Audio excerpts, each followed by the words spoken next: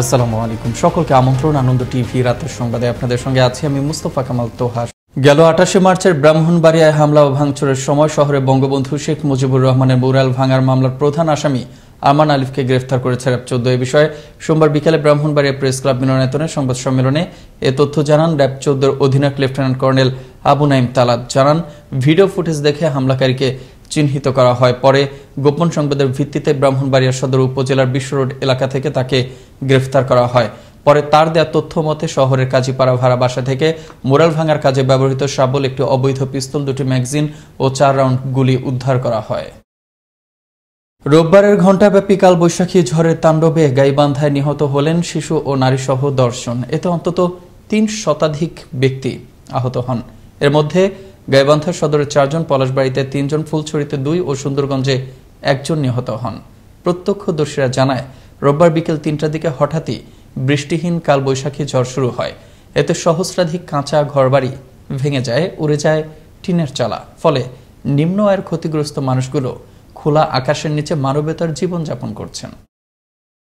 দেশে গেল 24 ঘন্টায় মৃত্যু হলো আরও 52 জনের। এ নিয়ে মৃতের সংখ্যা বেড়ে দাঁড়ালো 9318 জনে। আর দেশের ইতিহাসে সর্বশেষ 24 ঘন্টায় সর্বোচ্চ 7075 জন করোনা রোগী শনাক্ত হলেন।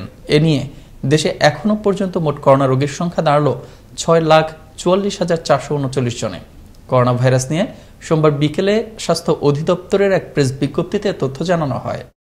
সহজে ও দ্রুত সময়ে নিত্য প্রয়োজনীয় পণ্য জনগণের দোরগোড়ায় পৌঁছে দিতে A2I এর উদ্যোগে বাংলাদেশের প্রথম রুরাল অ্যাসিস্টেড ই-কমার্স প্ল্যাটফর্ম এক শপের সঙ্গে যুক্ত হল দেশের দ্রুত বর্ধনশীল ই-কমার্স ধামাকা অনলাইন শপিং।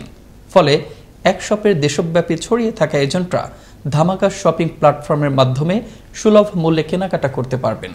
সোমবার রাজধানীর একটি হোটেলে এ বিষয়ে সমঝোতা চুক্তি স্বাক্ষরের পর সাংবাদিকদের ব্রিফিং করেন ধামাকা অনলাইন শপিং এর chief business officer Dibakar Dey Shuvo এবং এক শপের টিম লিডার রেজওয়ানুল হক জামি। এ সময় A2I এর ন্যাশনাল কনসালট্যান্ট শাহরিয়ার হাসান জিসান সহ অন্যান্যরা উপস্থিত ছিলেন। দেশের ইলেকট্রনিক্স জায়ান্ট ওয়ালটনের ব্র্যান্ডিং হিরোজ অ্যাওয়ার্ড পেল 60 পরিবেশক প্রতিষ্ঠান। ক্রিয়েটিভ ব্র্যান্ডিং আইডিয়ার মাধ্যমে ওয়ালটন ডিজিটাল ক্যাম্পেইনের প্রতি ব্যাপক ক্রেতা আকর্ষণ তৈরি করায় পুরস্কারে ভূষিত করা হয়। এছাড়া ইনভেন্টরি ব্যবস্থাপনা, বিক্রয় ও রপ্তানি বৃদ্ধিতে অবদান রাখায় ওয়ালটন গ্রুপের আরও 19 জন কর্মকর্তাকে বিভিন্ন ক্যাটাগরিতে পুরস্কার প্রদান করা হয়। রোববার রাজধানী ওয়ালটন কর্পোরেট অফিসে অনলাইন প্ল্যাটফর্মে আয়োজিত এক প্রোগ্রামের মাধ্যমে তাদেরকে পুরস্কৃত করা হয়। অনলাইন প্ল্যাটফর্মের মাধ্যমে এতে যুক্ত হন ওয়ালটন হাইটেক ইন্ডাস্ট্রিজ লিমিটেডের ম্যানেজিং ডিরেক্টর প্রকৌশলী গোলাম মুর্শেদ সহ প্রতিষ্ঠানটির ঊর্ধ্বতন কর্মকর্তাগণ। করোনা মহামারীর দ্বিতীয় ধাপে নারায়ণগঞ্জের লকডাউন পরিস্থিতিতে অসচেতন মানুষকে ঘরে ফেরাতে হিমশিম খাচ্ছে জেলা প্রশাসন।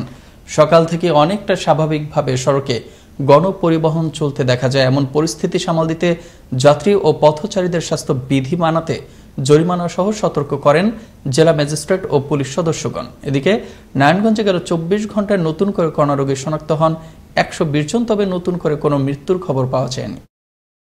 লকডাউনের প্রথম দিন টাঙ্গাইলের পার্ক বাজার এলাকায় সরকারি নির্দেশনা অমান্য করায় 4 ব্যবসায়ীকে জরিমানা করেন ভ্রাম্যমাণ আদালত। সোমবার জেলা প্রশাসক কার্যালয়ের ডেপুটি কালেক্টর ও এক্সিকিউটিভ ম্যাজিস্ট্রেট আনোয়ার হোসেনের নেতৃত্বে বেলা 11টা থেকে দুপুর 12টা পর্যন্ত অভিযান পরিচালিত হয়। এ সময় বিভিন্ন জনকে জরিমানা আদায় শেষে এমন অভিযান অব্যাহত থাকবে বলেও জানান তিনি। গাইবান্ধার গোবিন্দগঞ্জে রড বোঝাই ট্রাকের চাপায় অটো ভ্যান আরোহী 1 জনের মৃত্যু হয়েছে। সোমবার দুপুর 1টায় জেলার গোবিন্দগঞ্জ উপজেলার বালুয়া কাটাখালী ব্রিজে রড বোঝাই একটি ট্রাক নিয়ন্ত্রণ হারিয়ে যাত্রী বোঝাই অটো ভ্যানকে ধাক্কা দিলে ভ্যান আরোহী জাহিদুল ইসলাম ট্রাকের চাপায় ঘটনাস্থলেই মারা যান। পুলিশ ঘাতক বাসটিকে আটক করলেও পলাতক রয়েছে চালক ও হেলপার। কুমিল্লার হোমনায় তুচ্ছ ঘটনাকে কেন্দ্র করে মোবারক হোসেন নামের এক শ্রমিক খুন হয়েছে। রোববার রাতে পূর্ব শ্রীমদ্দি ঈদগাহ এলাকায় এ ঘটনা ঘটে। হোমনা থানা অফিসার ইনচার্জ আবুল কায়েস আকন জানান, এ ঘটনায় লাশ উদ্ধার করে মর্গে পাঠানো হয়। কোনো লিখিত অভিযোগ তিনি পাননি। অভিযোগ পেলে আইনগত ব্যবস্থা নেওয়ারও ঘোষণা দেন তিনি। নড়াইলে মানব পাচারকারী চক্রের 2 কিশোর সদস্যকে কিশোর উন্নয়ন কেন্দ্রে পাঠানোর নির্দেশ দিয়েছেন আদালত।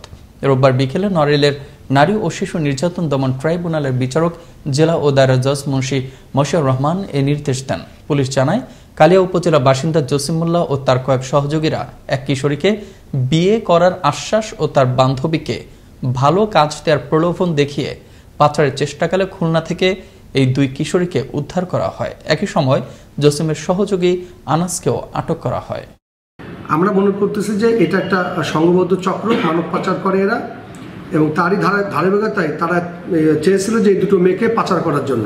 আমরা চেষ্টা করতেছি যে এটা আরো কোনো ইমপ্রুভ করা যায় কিনা। নারায়ণগঞ্জের শীতলক্ষা নদীতে মালবাহী কার্গোর ধাক্কায় ডুবে যাওয়া লঞ্চ থেকে আরও 22 জনের মরদেহ উদ্ধার করা হলো।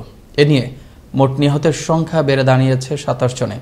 সোমবার দুপুরে উদ্ধারকারী জাহাজ প্রত্যয়ের সহায়তায় লঞ্চটি তীরে আনা হয়। এরপরই লঞ্চটির ভেতর থেকে একে একে মরদেহ বের করে আনেন উদ্ধারকারীরা। বিস্তারিত সৈয়দ সিফাত লিঙ্কনের প্রতিবেদনে জানাচ্ছেন তরিকুল ইসলাম।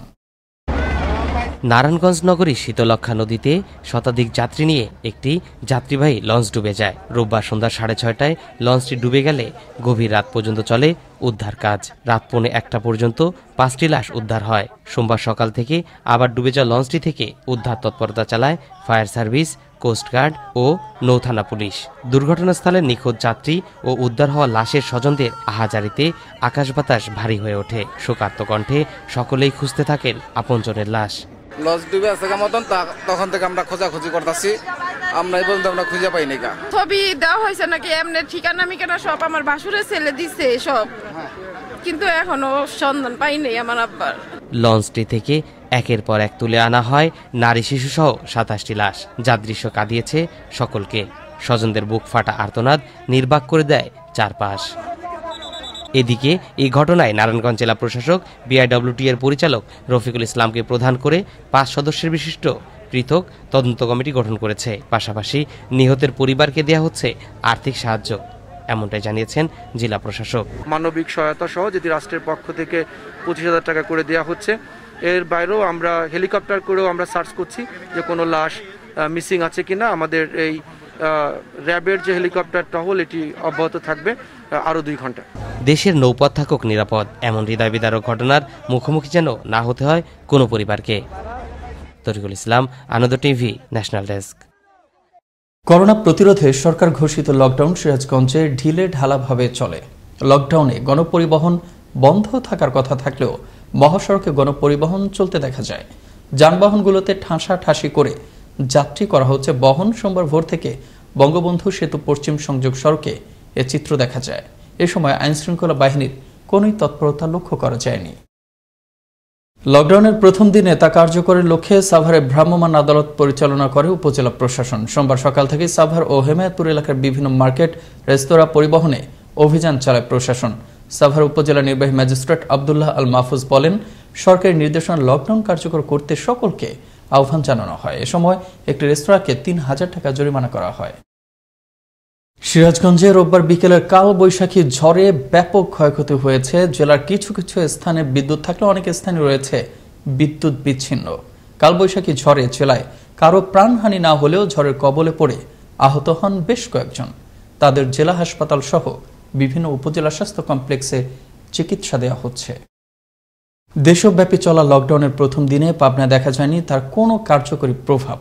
শহরে গাড়ি চলাচল ছিল অনেকটাই স্বাভাবিক। এদিকে সোমবার দুপুরে জেলা ও পুলিশ প্রশাসন লকডাউন কার্যকরে মাঠে নামে যৌথভাবে। মঙ্গলবার থেকে পাবনায় আরও কঠোরভাবে লকডাউন কার্যকর করা হবে বলে জানায় জেলা প্রশাসন।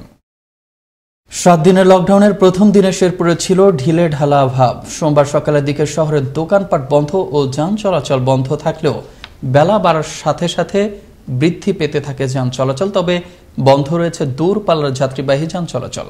খোলা রাখতে দেখা যায় সরকারি বেসরকারি অফিসগুলো। তবে আদালত খোলা থাকলেও পরিচালিত হয়নি মামলার কোনো কার্যক্রম।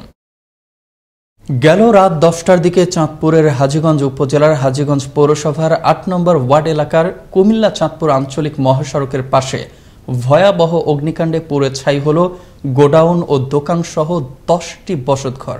এ সময় সড়কের দুপাশে কয়েক শতাধিক যানবাহন আটকা পড়ে সৃষ্টি হয় জনদুর্ভোগের। উচ্চ ক্ষমতা সম্পন্ন বৈদ্যুতিক সঞ্চালন লাইনের ট্রান্সমিটারে হঠাৎ আগুন ধরে গেলে আগুনের ফুলকি বাতাসে উড়ে অগ্নিকাণ্ডের সূত্রপাত হয়। পরে ফায়ার সার্ভিসের 3টি ইউনিট 1.5 ঘন্টার চেষ্টায় আগুন নিয়ন্ত্রণে আনে। ঝিনাইদহের হরিণাকুণ্ডুতে লকডাউনের প্রথম দিনে সকল ব্যবসায়ী সরকারের বেঁধে দেয়া নিয়ম পালনের স্বার্থে তাদের দোকানপাট বন্ধ রাখে সকাল থেকেই। সড়কে চলাচল করতে দেখা যায়নি কোনো প্রকার যানবাহন। হাসপাতাল, ফায়ার সার্ভিস এবং সরকারি দপ্তরগুলো সীমিত পরিসরে খোলা থাকলেও দেখা যায়নি সেবা নিতে আসা সাধারণ জনতার। এদিকে সড়কে প্রশাসনের টহলও ছিল না খুব একটা বেশি।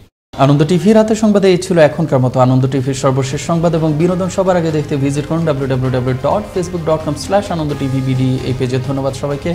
শুভরাত্রি।